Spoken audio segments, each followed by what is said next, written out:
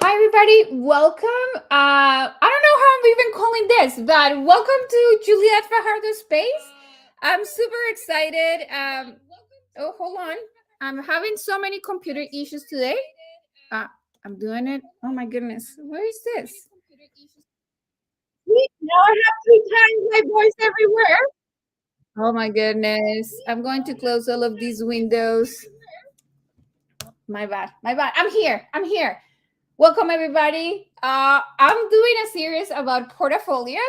Uh, this is a 6 week support space that we started 2 weeks ago.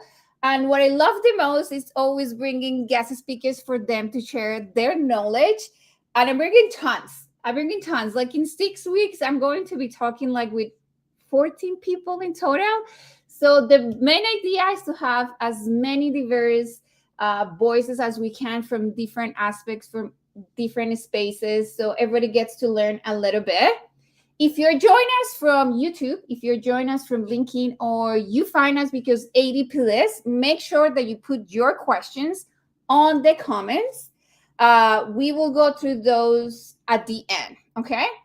But before anything, see, I lost my mouse too. I'm having really issues today. Let's see, it's here. No, I lost my mouse. I lost my mouse. I cannot bring you over. Oh, it's here. I found it. Oh my goodness. I'm having so many issues. Okay, I got it. Oh, you're here. How are you? Hello. All Hi, good. Juan Felipe. You? I'm so excited to have you here. I was complaining about my computer issues before this. Uh, you're here. It's working. Welcome to the Thank you. Portfolio App series.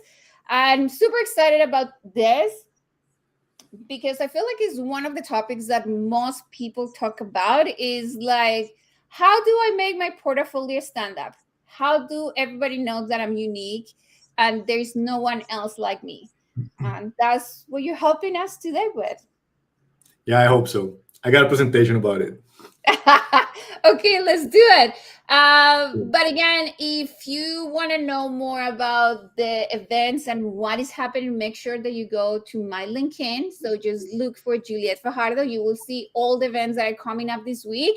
So you get to learn more about it. Okay, let me put the presentation and I leave you. The space is yours. Great. Yeah. Thanks, Juliet. So, hi everybody. I'm Juan Felipe. I've been working in product design and visual design, brand design across many different things, but mainly focused on product design for the past almost 10 years. And through the past year and a half, maybe a little bit more, I've been doing a lot of mentorships in ADPList. So I already have quite a few thousand minutes. I think that's almost like 1,000 hours last time I checked. And I've been able to go through a lot of different portfolios from a lot of different people. And I've seen a lot of the struggles and a lot of the expectations when it comes to building portfolios and standing out about it. So yeah, I might be overly enthusiastic about design portfolios, and I might have a few opinions about it. So let's get started. What to expect from this short talk, 30 minutes, is mainly making a portfolio for your job search, why your portfolio feels off, how to discover your authentic voice, how to be cohesive in your storytelling, tips and tools for good authentic storytelling. So I'm gonna be a little bit theoretical in the beginning, but I promise I'm gonna give you some exercises for you to start developing that voice that you need to make your portfolio like truly stand out and make yourself different from so many other portfolios in the ocean of portfolios. Now, I'm staying on this because it gives me a little bit of overview of what's coming next. So there is one universal truth about building portfolios, and that is portfolios are a pain to build. Well, I can also have edit options here. It's awful building your first portfolio, your second, your third, updating your portfolio. It is as painful as this color combination. So to bring in a little bit more the pain onto how difficult it can be, I'm going to keep it in weird colors. The first one, uh, there are a lot of expectations around the portfolio. You want to make the best portfolio possible, and you're looking at all of these references where, damn, there's really good people doing really good jobs, really good projects, and you're like, I want to do that. The other one, you have a collection of projects that might be a little bit too small, that are this freelance project that you did for that friend who was going to do um, a t-shirt company, and they in the end never did anything, so you're just hanging around with a few logos and some designs that you don't know if it's worthy enough. We'll discuss that. Also, there's a lot of work involved into gathering the information and building your portfolio, so just looking ahead, it's quite difficult, and you don't know where to begin with. So setting that as the stage on how horrible it is to build a portfolio, we're going to go through the stages of building a portfolio and how I did it, and how I've seen a lot of people build their portfolio, and usually the the step by step on what happens when you're building an average portfolio. First of all, you go into research. You have your favorite designers. I don't know, you go on LinkedIn, on Dribble, on Behance, on awards, on Framer. You go to the templates, or you go to very specialized portfolio websites, and you gather all the references that you want. You see, especially Dribble, all of it looks pretty. You go through it and you gather your references and you say, okay, this is what I want to do. What happens in this stage is that most of the time your inspiration is very much one-sided. You're looking only for product portfolios, and your inspiration starts coming from the same place of all of the other designers that are trying to build a portfolio within your same expertise. So when you try to fit within this new realm, this specific section of design, you're gonna start noticing that maybe some of your projects don't exactly fit within the references that you have, and that's like a first step where it's quite difficult to, where you start realizing like, maybe the portfolio needs a little bit more work and it's gonna take me a while. The second one, this, I have a little pet peeve about this, right? Like, I see this and it's, yeah, you pick your tool, you went for a template, you build it on Framer, on Webflow, on Notion, or any other of these portfolio builders that you can get, and you start putting things together, and you start talking the same way that you've seen a lot of these reference build their portfolio. And this one is particularly horrible, where you keep seeing everywhere, yeah, hello, I'm Juan Felipe, this is a random quote by Steve Jobs about design, and I work in the intersection of design and technology, or something like that. And I've seen this while I'm hiring and going through 300 portfolios a day. I've seen 250 out of the 300 using the same type of approach. You don't want that, right? You're relying too much on standards. What happens is that trying to overcorrect for, okay, maybe I don't know exactly how to portray myself, so I'm gonna go and start talking the same way everybody else is talking. So you end up relying too much on the standards, and when you start trying to fit in, you realize that your voice becomes generic because it just gets as flat as the other people. They're saying the same things, and you're saying the same things that they're doing. And the third one is when you start putting in the content within your case studies, you copy the same structure. So you have an about me, you have a work section, you have a CV, you have the project section, and within the projects, you go through the same tried and true, step-by-step story arc of giving the context, the problem, the personas, the objective, the result, interviews, and all of these type of things, like in bullet points.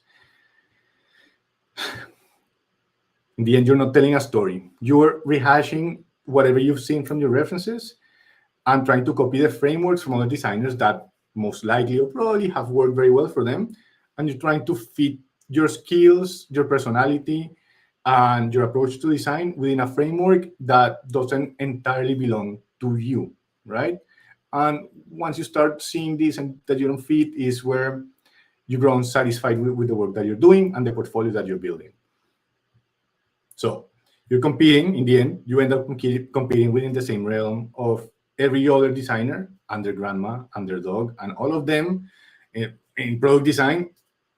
All of the product designers are doing an off-white background with an inter font where they say, hello, my name is, right? And you are already chopping your abilities to fit within the standard because it feels safe to follow this. What happens? So I guess it's already clear why aren't we standing out, right? But there's a clear thing on why you're not standing out. It's because you're not being authentic. That's my very scientific hypothesis. You might not be being authentic enough. You do have some aspects of authenticity within the thing that you're building. I was thinking naturally, and the the yeah, the overall sense of your portfolio and your work is that you're not pushing enough your personality. But yeah, we're talking about authenticity. What is being authentic? Is when you're able to use your own voice and come up with your own interpretations to determine your design decisions, right? When you have interiorized something, design, in this case, product design, when you have opinions about aspects of design that come through your filter and your interpretation of this. That's what we're aiming for in being authentic. So when you're building a portfolio, we end up focusing too much on the hard skills, right? We talk a lot about, I can do a lot of Photoshop, I can do components in Figma, I understand design systems, I can do user interviews, these type of things. And we start pushing away our personality traits, what actually makes us like likable persons or a teammate that you would like to work with.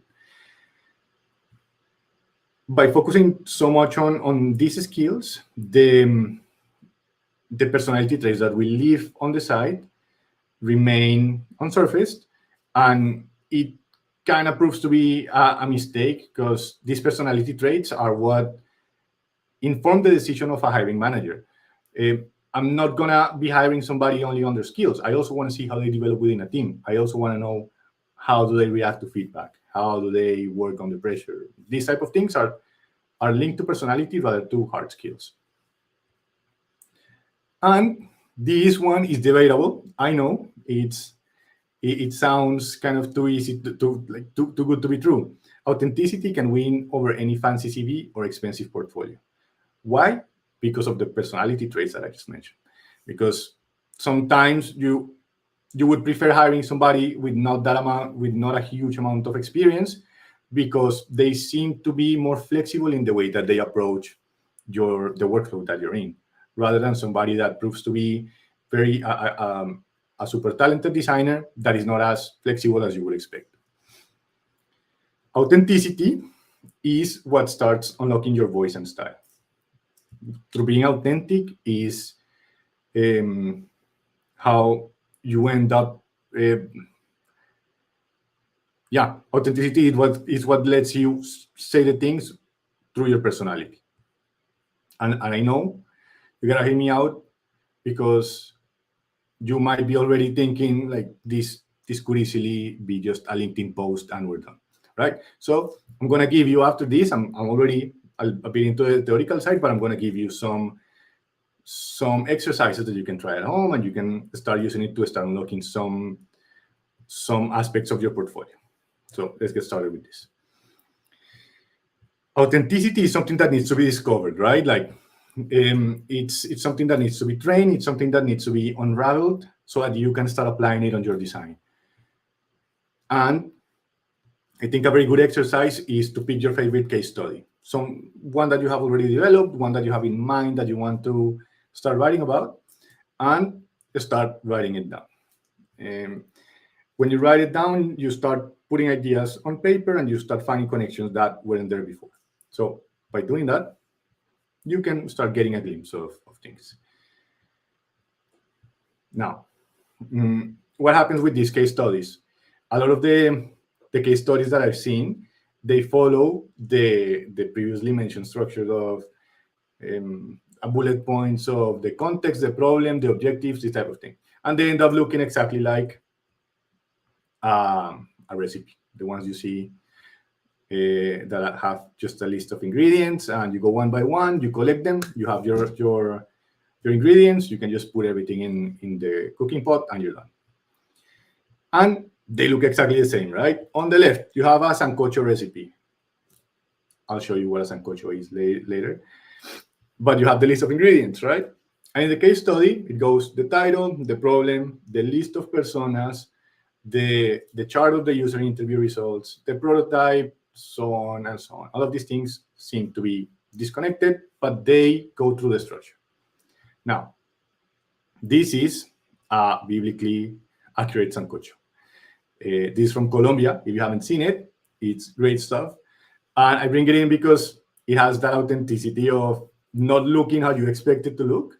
It doesn't fit within what you would see at a restaurant that sells good food, but in the end, it has a lot of substance and it stands on its own despite looking quite weird. Now, what do I suggest? Invert the ingredient list. So, ingredient list, when you go for a recipe, there's always the story about when grandma used to cook this in winter, all the memories, all of this stuff. And that's exactly what you would like to do in the case study. You want to get rid of the ingredients and you want to start bringing up the anecdotes of the process and how you reacted and made the decisions within these little anecdotes that happened during your process.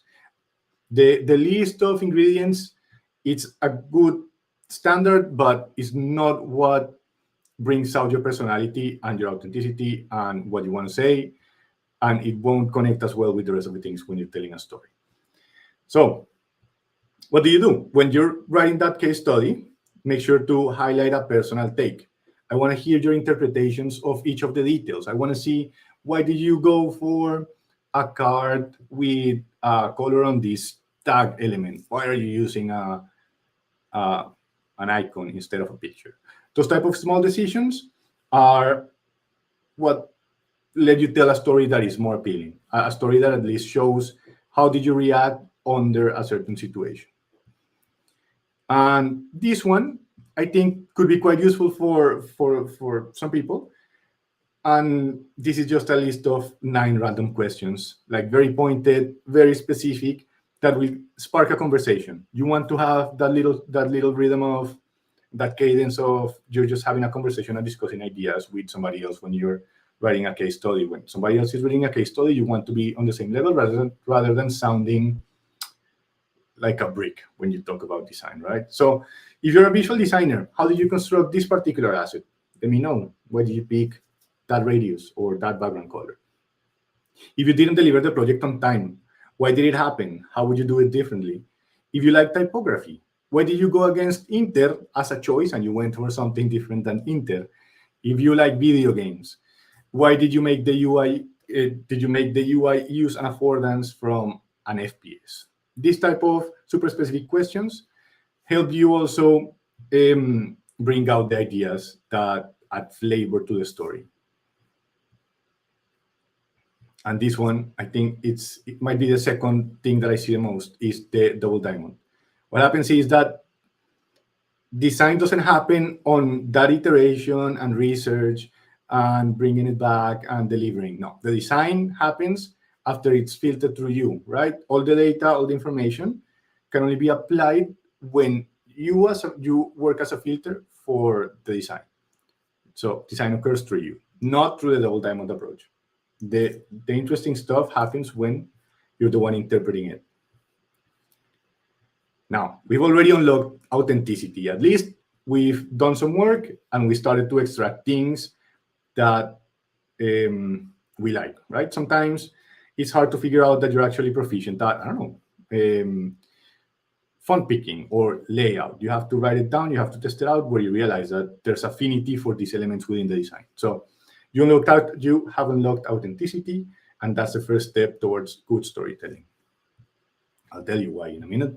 So storytelling is not only about how and what you write. Like a lot of the time, it just gets put into that little box because stories are in books. It's only about writing or how you write it. But as a designer, you have a million tools around you, right? Every design decision that you make, every little pixel that you choose to display tells a story. And I don't know, here's just a tiny list, right? The color, typography, images, user interface, elements, iconography, visual metaphors, icons, scales, lines, all of these communicate meaning.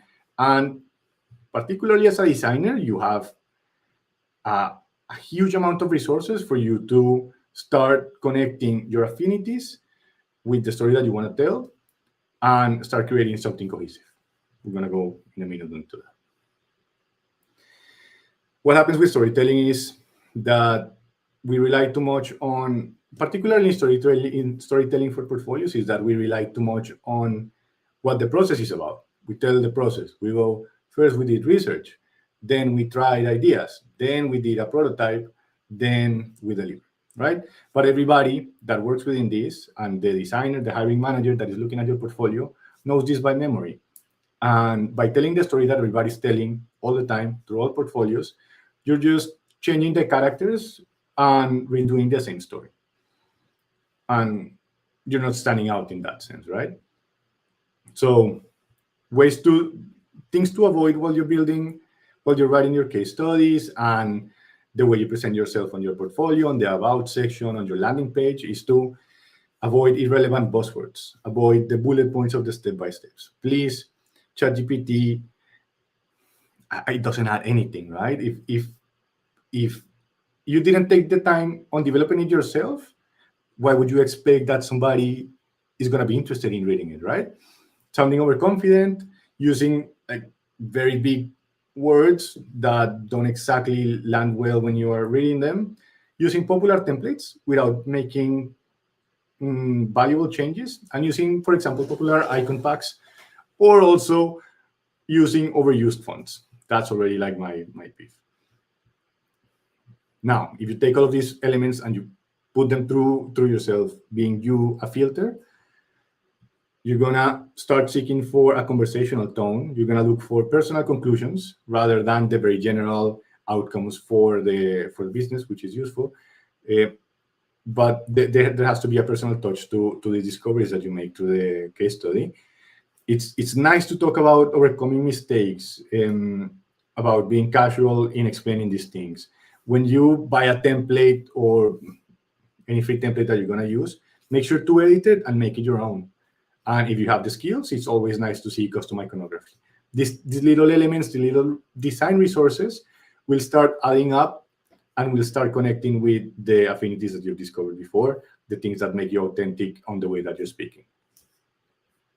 Or also, you could also define it as the way you're portraying yourself. Because in the end, this whole storytelling and bringing out the authenticity is what builds a brand, right? What builds the perception of you as a designer. Now, the voice that you build, I tried to change. Your voice is now your design decisions. This one is a tricky word, a tricky sentence. Now, all of the design decisions that you've made are now your voice, and this voice is what builds your brand and is what guides your story. This is a very short example on a portfolio made by Juan and Juan's portfolio, right? This one on the left, I am fulfilling the standards of a product designer's portfolio. I am presenting myself, I am using Inter, I have the structure, I'm following the standards, and it's good, right? But I don't see any affinities, right? I cannot pick up what are your interests, what's your personality, what are your design decisions that you can make, like where do you lean in terms of, I don't know, layout and typography, because these are the best examples that we have here. On the other one, I've already discovered all of the design resources that make me strong, and all of the things that I feel that I'm good at. So I'm putting them all within the context, and I'm quite happy with how it looks. Now, your affinities are now part of your story. And your story is built on design resources. But you won't discover, the only way to discover these affinities are by writing down the case study the way that I was telling you, right? Where you discover, oh, I actually took particular care on doing the illustrations. Oh, there I might be good, therefore I might be good at doing illustrations. So why don't I spend a little bit more time on making an illustration for my landing page, right? You don't have to say that you're good at illustrations because you're already showing that you're good at illustrations. So every little decision, the font you pick, the way you label elements, the colors, the hierarchy, all of these tell a story. They convey how much you know about the topic, how flexible you are in terms of applying your techniques into a design. What's your personality? How do you respond to feedback? And how much experience you actually have. And these are things that you can say it on a CV, right? But if in your CV you tell me that you have 10 years of animating and I go into your portfolio and there's actually no animation, will I trust that story? No, right? Because in the end, you have to show what's already written on the CV. What I was saying, right? Cohesive design decisions. A cohesive design decision is just a thing that you show because it's already like a given. There's a thread of this person likes illustrations. I go into their case study. I can see that they have illustrations. I go into their about section, and oh my god, there are illustrations there, and they're kind of good. Now, okay, this one I like this one. In the end, when you start leaning more towards what you're actually good at, what you enjoy working on, rather than the standard that you're trying to follow and that like nebulous, very general thing that you want to fit in, and you go against it, it's far better for you because recognizability is more powerful than being the average good, which is the standard that we're talking about. That's why if a hiring manager that goes through 300 portfolios a day sees 299 of these white ones and sees one that looks a little bit different, be sure that this person is going to stop and spend a microsecond more, at least, considering your portfolio. Why? Because it stands out, because it shows me that there is not only special care on what you're building, but that you understand what you're good at, because that's the things that you're portraying. So keep this in mind. I have 5 tips for you to start applying on your portfolio that I think might quickly change the perception that you have about it, or that will guide you into adding some more, I don't like to say like adding some more storytelling, no, but adding that will help you surface your personality through your portfolio. Write a lot before you start designing. This one is painful, right? Like nobody asks designers to write, but if you start writing down, and this I noticed while doing mentorships, is that at least when I talk on calls, it's sort of a way of unraveling my theory and the things that I've learned and the things that I've understand, and putting them in a different frame. And that allows me also to pick up, oh, I actually understand this thing better than I expected. Maybe I can still practice this area and get even better at it. You can also do it if you don't have somebody to talk with, like in depth about design. You can write it for yourself. Second, please, like this one sounds super snobby, right? Stay away from Google Fonts and Inter. Why? Because everybody uses them. And it's the easiest way to just completely jump out of the lane and have somebody stop and say, oh, this person considered using something different from Interroboto, San Francisco, Helvetica, Futura, right? And I forgot. There are many good resources. Velveteen being one that is for free, and it's getting quite popular. But if you have a creative way of using them, they are fantastic. Pangram, they have some very good deals. So I would say it's worth it to invest in a font and try to apply it within your portfolio. I'm a big proponent of that. Third, don't be afraid to show your work. Don't be afraid to show your personal projects, and don't be afraid of I call it like being afraid, right? Like when you're looking through a case study and you have a block of text and you have a tiny render the size of this, and the way that you portray yourself is not as confident as you would like it to be. So don't be afraid of going full screen with your renders, with the final designs that you've made. It's always nice. It's always nice, yeah. Like it allows me to see better your work, and it shows me that you're confident in what you did. 4, Your personality should show through. People hire other people, not CVs. And this is like the perfect way for you to also start filtering who might call you back, right? If your portfolio shows very well who you are, you know that you're gonna vibe with some type of people and you're not gonna vibe with other ones. If you're gonna have a very, this also varies drastically across many designers, right? Mine, I feel that is more is not is my style, my voice is very casual. I know some other designers that like to go super professional and super measured in what they say, and you have to be very very careful and curate very well this image so that the the team that you're aiming to join vibes with this type of approach, right? I don't like being overly serious about my job, right? So I'm not gonna do a super serious presentation on a portfolio because I want to be in a team that is more spontaneous, right? And number five, this one helped me a lot. An old boss that I had, he taught me this, and I've tried to apply it, and it's still quite tricky, but it's be general in your approach when you start telling stories. In your case studies, for example, on how you present yourself, is starting from the very general and then narrow down and start talking details. If you have a solid general section, the details are going to be attached to each other, and it's going to be easier to refer to them, right? It's called the inverted pyramid structure. You can look for it. I think it's very useful and it's a very easy trick to get things done. Now, to close, I'm 3 minutes late. This one more minute. Another universal truth. There is and there will always be somebody who is better than you at anything you do.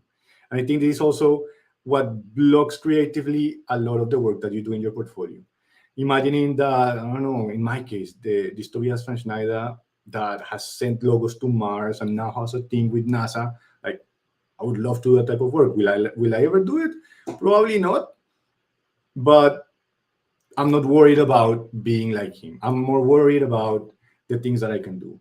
Because here is a small list of how any other designer can be better than you, right? They can code, they design posters all the time, they have impeccable taste. And once you detach yourself from comparing yourself or trying to fit within these standards, you set yourself free from all of these expectations, and you realize that what is valuable is when you are authentic to yourself and you focus on your story and your skills. You're gonna be growing through the things that you know how to do, and you're gonna be able to portray them within your portfolio. And your portfolio is gonna eventually start representing your work, your work ethic, the way that you work, and your interests and your personality with a lot more fidelity, which is gonna make you also stronger and more confident in the work that you're actually doing.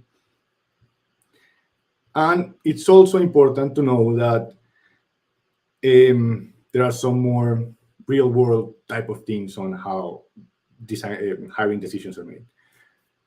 The other person has lower salary expectations. They don't need a visa. They speak the language that you don't. Their CV is on paper better.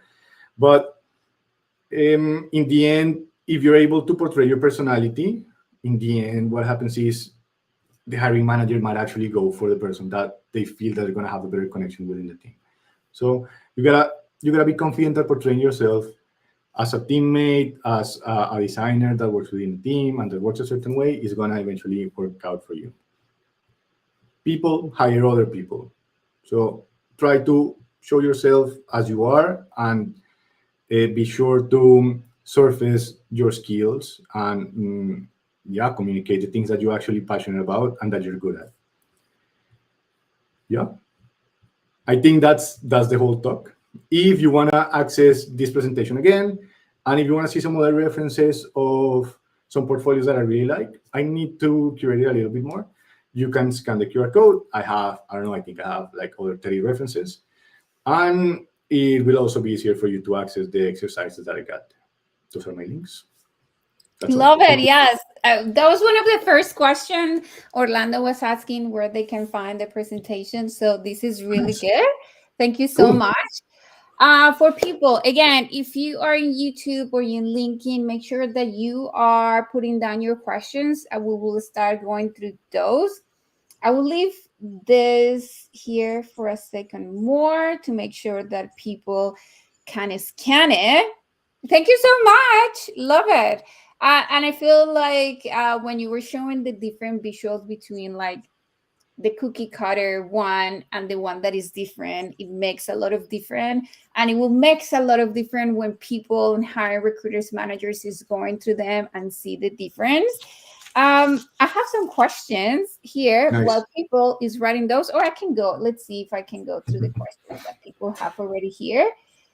um okay, this is from Jillian.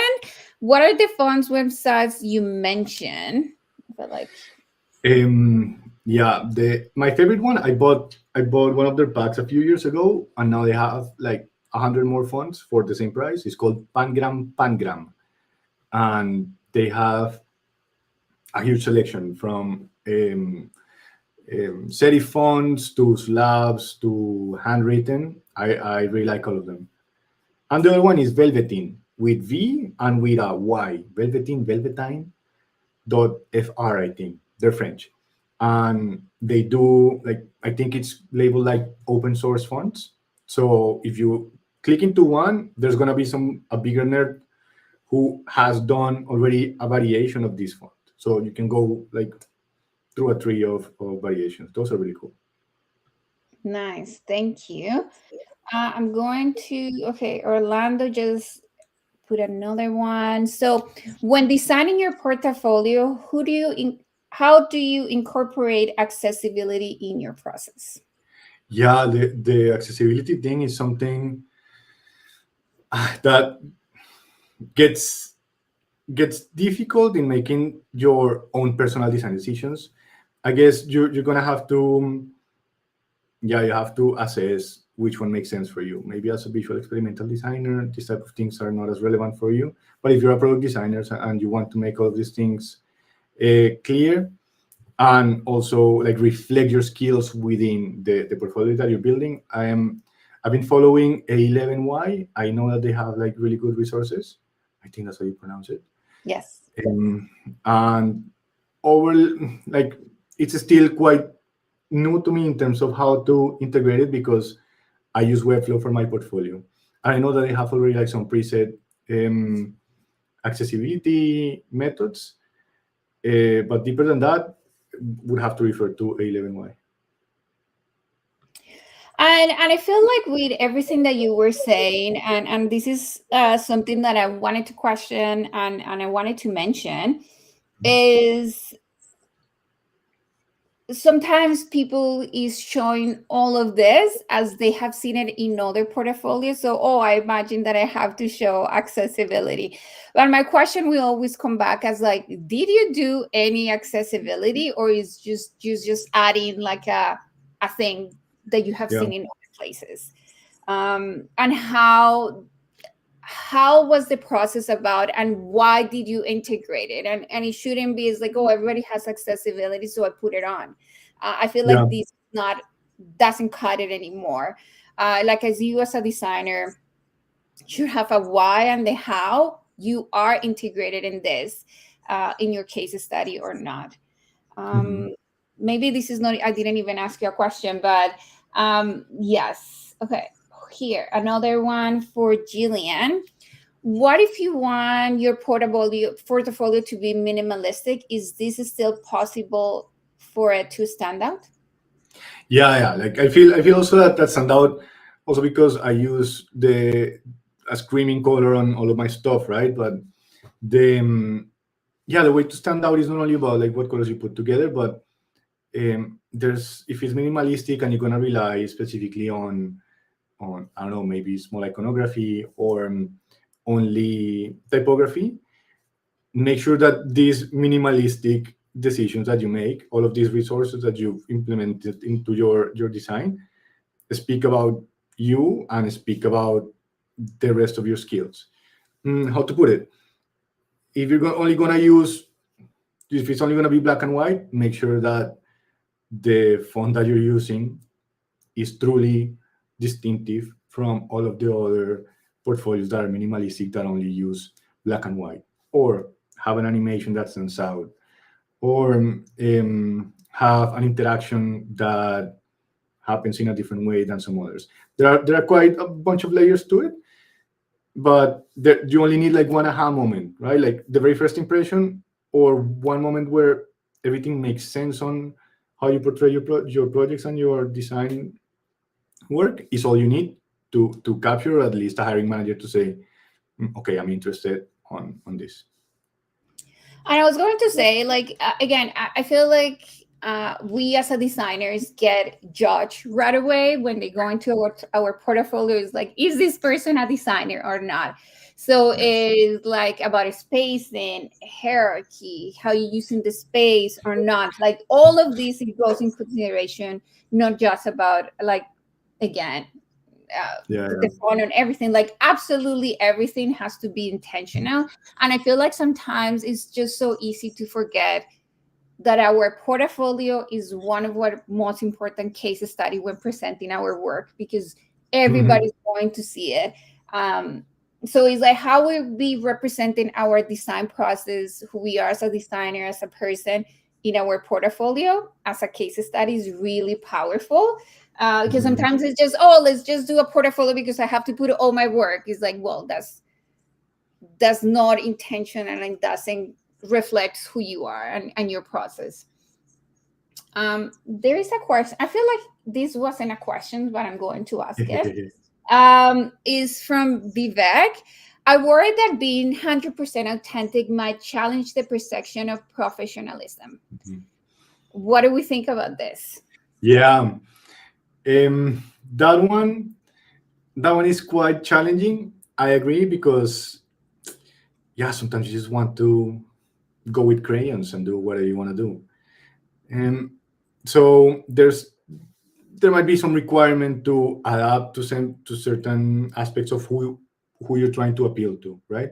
I think I didn't add that part, but yeah, part of being authentic and part of building a story has to do also with who you're talking to, who's the person that's gonna check your portfolio. Being 100% authentic is being 100% truthful with your audience. If your audience is going to be, I don't know, somebody at Instagram, make sure to be like very concise or very professional about it. If you're going to go for, I don't know, maybe Duolingo, like they're very fun on their product. Maybe you can still extract that portion of you that is playful or that is not professional, but it's going to be professional in their eyes. So make sure to consider very well where you're aiming. And I love again this because this goes into when we're designing and the process that we do, and is like, are you doing the proper research when Mhm. you are building again your portfolio? Yes, who are going to be your users? What are going to be the top users? Because when we think about users that are going to come and see our portfolio, we can have our mom, our grandma, my friends. Are they our top users? Maybe Yeah. not the people that we are appealing for our portfolio. And I feel like it's a great point that you mentioned. If I'm, let's say, applying for government work jobs, my portfolio is going to radically change. If, like you were saying, if I'm applying to Duolingo, they're just such a Mhm. different aspect of like what kind of designers or employees they are looking, that we need to look and appeal different. That's what I don't Yeah. work in the government anymore. Yes, because that's not my profile and that's not what I want to be. Yes, so Mhm. really important to look into what are the main users, who are the companies that you're looking for, what is the next role that you want to be. Yes, if Yeah. you are, let's say, just a UX designer that you want to move into like a senior, your portfolio and the way that you're telling your story has to radically change to get to that space. Yeah, so Mhm. this is something that we're talking a lot in our portfolio power app support space. We did a lot of research of like other portfolios that we like, what do they have, how they using the content, who we are as a designers in this moment, and who we want to, Mhm. what kind of jobs we want to apply. um, the industries, the environments that we want to apply. So all of these come into place when we have our portfolio. That is, I feel like this is not something that is really mentioning when you go to school. Let's say like a boot camp is like, oh, the portfolio is A, B, C, and D, and this is Mhm. all the things that you need in your portfolio. I feel like there is not like a really research in your Yeah. portfolio. It's like, let's build it. I don't know if you have seen these. No, yeah, I feel especially like within boot camps, there's no nuance in between the rules, right? So what I get a lot with some mentees is, oh, but they told me that the CTAs cannot be bigger than this. Like, why? No, because at the bootcamp they told me, and you cannot break those rules. Like, yeah, like these are standards. There's nuance to your design decisions, and mm, I guess in the over time, that's some confidence that you build, and you understand where to start, like with research, and start applying what you've learned. Yes. Okay. We have, okay, I think Orlando has the same question about Jillian. Maybe, and I will ask you, this is a homework for you. Maybe you can type later on, or you can just pass it on to me, like the different links for the funds, and I can add them in our YouTube description and our linking so everybody can access to them. Yeah, yeah, because I Um, have two more that I really like, and I bought fonts from them, and I completely forgot their name. So I'll make homework. Perfect. Oh, this is a good one for Orlando. What web host is your experience has the best, most flexible for your portfolio or for freelancing? I so I decided to just go with Webflow and pay the high price, right? I I was building something so that I could put it just on an Amazon service, but that's just too technical for me, and I've had to have Mm. friends who would do it free for me. And if if I were to pick, I would go for a builder, an easy builder like Framer or Webflow. But if it's maybe too expensive, because it's quite expensive, I think it's outrageous sometimes, like how expensive it gets. There are some other Squarespace. I think it hinders actually like how well you can show your project. So I'm not a big fan of Squarespace. But there are things like Ready Magazine or Carbon that are serviceable, Mhm. that they at least let you put like a contact sheet and a submit button, and sometimes you just need an MVP to see if it works. So I'd Mhm. say go for this type of hosting, see if you don't want to immediately go for the professional super full of features type of thing. And it's expensive again. And if you're looking for a job and you don't have a job, again, Yeah, all of these is in consideration. So sometimes you have to get creative. I mean, I have heard people that you just do it in Figma and you just do like amazing Figma you can prototypes. do great stuff. And Yeah, again, this is something that you were mentioning. It's like show and don't tell. It's like, do you want to see what I can do in Figma and how my yeah. prototypes look like? Boom. Like my Mhm. portfolio is here. So I feel like, again, show and don't tell. Um, okay, here from Oscar. What are your impressions on adding analytic engine to track traffic in your site? I've used it for job hunting, right? When I send my portfolio, I want to have at least one tracking, at least on my landing, so I could see if people are clicking. So if I can prepare for something. And yeah, with Webflow, it's quite easy. You just go into your analytics Google thing and you copy a key and you put it on your Webflow settings or whatever, and it just automatically happens. And you just have to go and check every once in a while how things are doing. But I haven't properly done like an in-depth type of thing. I just have some very basic integrations. But I think they're serviceable when it comes to, yeah, when you're sending your portfolio and you want to see like, oh, if I apply here, maybe I'll know that this from Germany means that they saw my Mhm. portfolio. And I feel like that's a good one. Yeah, I think again, if I'm thinking about job search, is like I'm sending my portfolio, I'm sending all to these jobs. Is people really even looking? Are they staying? Is are they moving Mhm. into the case studies? Or I feel like that's a good one to track. I haven't done it, so I'm excited. I'm excited to do this, Yes, it is. Oscar. Yeah. Okay. Any more questions? Come on, Lincoln, YouTube. Any more questions before we go? But hold on. Mm-mm-mm. Oh, I wanted to talk a little more about those buzzwords. I feel like something that is interesting too is when I say, "Oh, we did this. We look into this. Yeah. We," and there is Uh-huh. not much about I did or this is what I thought or how I did it. And it's really interesting because when you go into like a course again, a boot camp or Mhm. whatever, most likely you will be working with people. So how do you define yourself from others? Yeah, I think that one is fun to think about because mm, like good projects,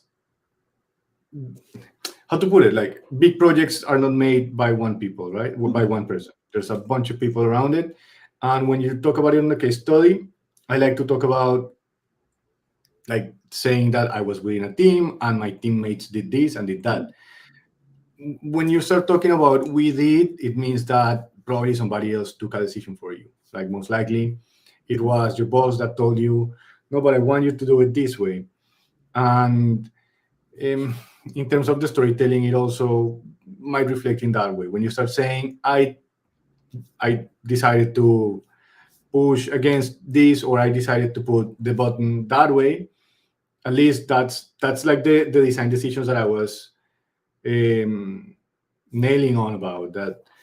The valuable stuff are how you filter it through. If everything is around we, then I'm not exactly sure how much influence did you had in making that decision. And the most valuable thing that you can do as a designer is having an opinion about design, because in the end you're the one interpreting the information that you get that you have to put into pixels. I would prefer having always an I, and I've heard that also in interviews. And I've had some interviews where like, oh, you're talking we. Who are we? Didn't you tell me that you did this? Who's we? And you're like, oh, sorry. You don't know also who you're interviewing with sometimes, but it's also like a way of measuring the rapport already within the interview. So I think And I mean, it's again, I think as a designers, one of the questions that we're always going to get asked is like, who do you work with? What kind of projects what have you done with people? And yes, they want to see that interaction in a cross-functional team, how you work with Mhm. them. But then maybe you need to be really specific of how was that Yeah. interaction and how did you work with them? Because again, when it's like a school project, is like five designers doing like a project. Like, what did you specifically do? And sometimes maybe I feel like maybe people is afraid to say I didn't do the whole process, the whole thing, it wasn't me, instead of concentrating and putting effort in what they did and how they did it. Mhm. I wanted to talk a little more about that. I mean, it goes outside of this. I'm sorry, I'm reading out. Okay, before. Okay, hold on. Let me continue with this, and Cool. then Anju, Anush. I'm going to your question after. Is people want to show more the product than their work? I don't know if this makes sense. So when people is Yeah. like, oh, this product is so cool because it has 20,000 features, and Mhm. I did no, there was research, but they don't even talk about the research. But it's like, and then this just showed up, and they go from like an idea to promise space to high fidelity, and it's like, what Mhm. happened? So it feels a lot of like an agency, like, oh, look at the cool product that the agency did, but I don't have an idea, absolutely any idea of what you did in the project. So how do people can avoid to talk so much about the product and focusing more in their work? Yeah. Yeah, sometimes I've seen this a lot in some portfolios where it's like, oh, I did an internship at Apple. Therefore, my case study is Apple. But actually, they just worked on some very small project, but it's just the bigger name that carries the case study. I think in that case, when it's like a very big project and you also feel that your work is not that relevant within the greater scope, I would prefer that just give me a context on where you're working in. A big product that manages this amount of things, and I had the chance of working on this particular part. And when I'm reading through these case studies, I would prefer that just show me how much care you took about this very small thing. If it's, I've seen it a lot, like, oh, I just worked on this button on this payment flow, and I just did the last screen of it. Yeah, show me how much time you invested, not how much time you invested, but how many things you considered before arriving to the fact that the buy button needed to be purple.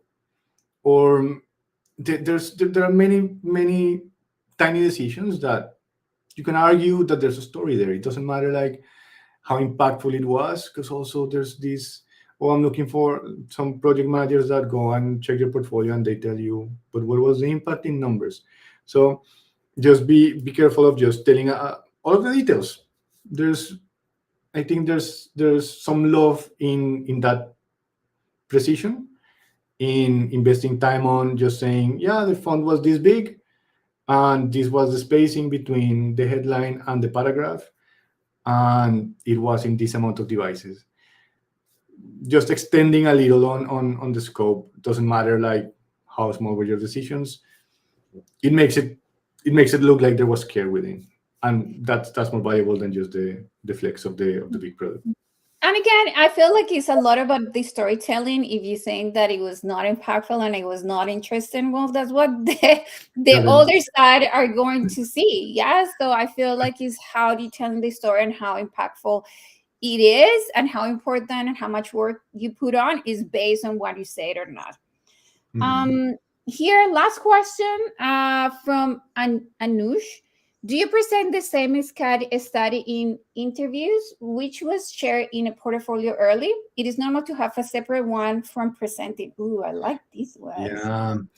Oh, I've seen I've seen this happening more often on interviews, and it's you have your portfolio, and then you come in to the interview with a presentation about yourself, about your portfolio and your case studies. And if it helps you tell the story, bring an extra presentation. If you're confident that the way that is portrayed on your website is strong enough, and you can follow through and tell the story with somebody sitting next to you, go for it. Is it normal to have a separate one? It feels it can be seen two ways. I feel that maybe you're over prepared, or that how do I mean over prepared? Like they might say like, no, no, no, you didn't have to do all that. Let's just discuss the case study that you have on your website. Or it might actually support go in your favor because you're very well prepared and you have thought about the context that you're going to be in, and you know exactly who you're going to talk to, so you made a custom presentation for them. If it works, it works, and if you manage to build a rapport within the interview, it's even better. I love Great, but not this. necessary.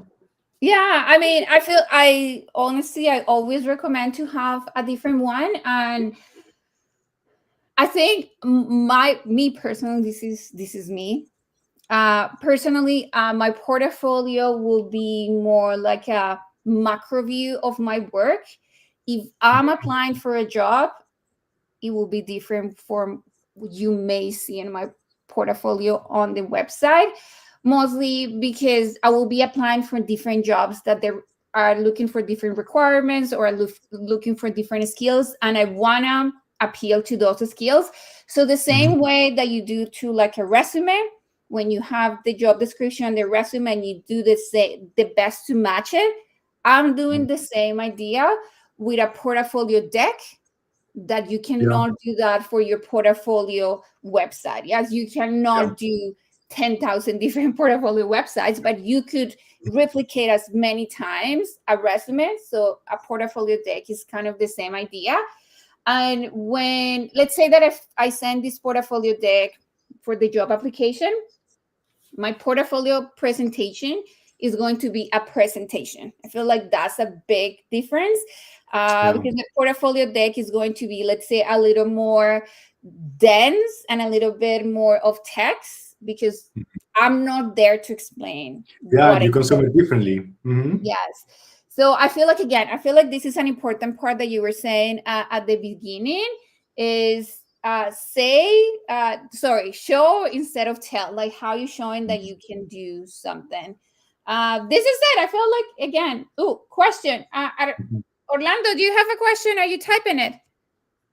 Question about resume question. What is the question, Orlando? I think let's give Orlando 2 seconds to do this.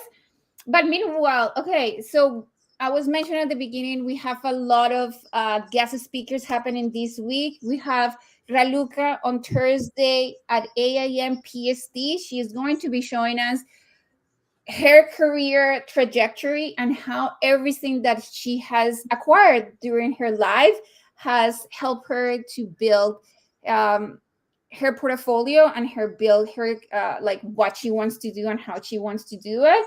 And then on Saturday we have Sajid. He's going to show us to how to divide a portfolio and what are the things that we should add or not. If you want to find more about these events and how to sign in for it, go to my LinkedIn. So Juliet Fajardo. And last questions, and then we can go. Orlando, what is the best resume to? Okay, we are moving into something totally different. What is the best resume layout for passing the ATM system? I feel like I was talking about this. Who did I talk with? I feel like if you go to my series, I did a job readiness series, and we talk about so much about this. I will link this on the LinkedIn for you comments, Orlando. But I'm passing it to you, Juan. I feel that this ATM system is like an urban legend. You go on LinkedIn and you talk with hiring people, and they go say like, "No, this doesn't exist." Or some other people say like, "No, yes, it actually exists." In my case, in my experience applying to different jobs and also being part of hiring people, I've always seen manual labor going through CVs, and the best way to to stand out is making your CV as customized or as close as possible to your portfolio in terms of style. Those are the CVs that I'll stop on. If I'm gonna see, I remember there was like a CV PDF template, and for a while there was always the same CV template with some yellow band, and you started seeing these a lot. And after a few hundred of those, you wouldn't even stop to look at them because you're already thinking, okay, this person didn't even take a second to customize their CV in a way that reflect their skills and their portfolio. So I would say if you're gonna go for the layout that goes for the ATM spooky system, it would be like a Microsoft Word type of layout where there's just text and a machine reads it, and that's the best way, fastest.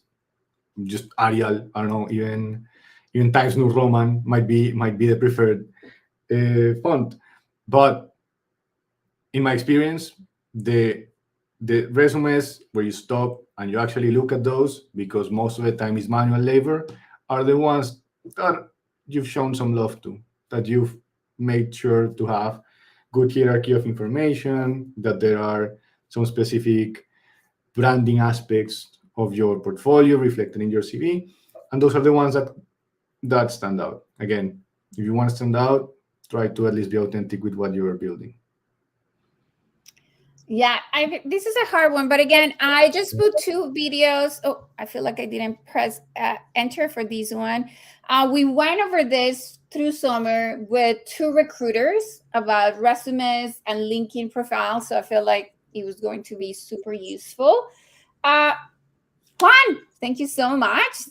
This was so Yeah. good. Thank you for volunteering to do this and sharing about you. And I'm excited about the future that is coming ahead of you.